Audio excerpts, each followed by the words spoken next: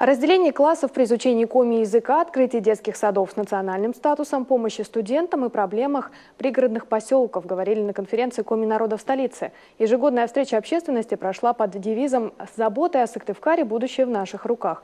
На вопросы активистов ответили представители мэрии, министерств и ведомств. С делегатами за кулисами пообщалась и Анастасия Турнина.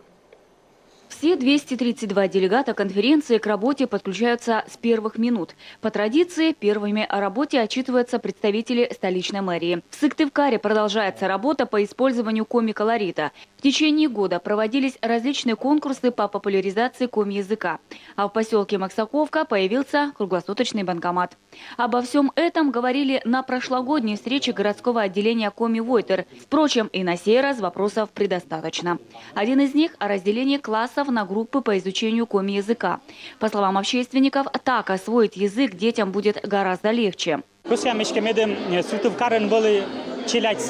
Второе. В Сыктывкаре необходимо дать детскому саду национальный статус. Только так получится создать преемственность. Дети изучать коми-язык начинают в детском саду, затем продолжат в школе. Об этом мы будем говорить не только на этой конференции.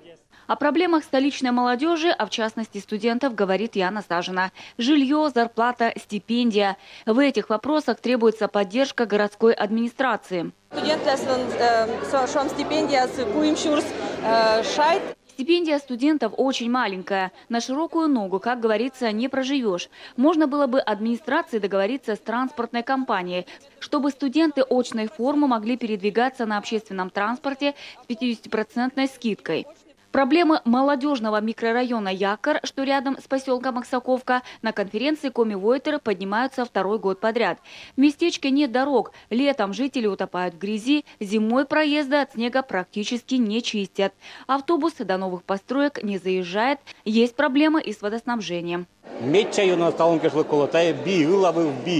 Больше всего нас беспокоит вопрос с уличным освещением. Этот вопрос с городской мэрией необходимо решить в первую очередь. Жители эту проблему пытались решить своими силами, подключили освещение, но энергетики оборвали провода, потребовали разрешения от администрации. Между тем, дети в темноте ходят в школу через лес.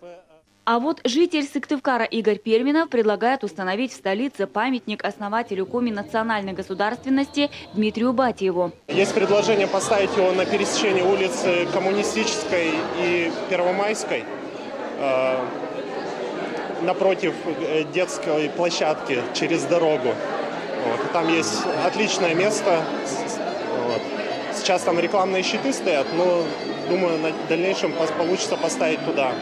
Более 10 вопросов администрации города, 20 Государственному совету, министерствам и ведомствам вошли в резолюцию конференции. Все рекомендации коми-войтер связаны с улучшением жизни в Сыктывкаре и его пригородных поселках.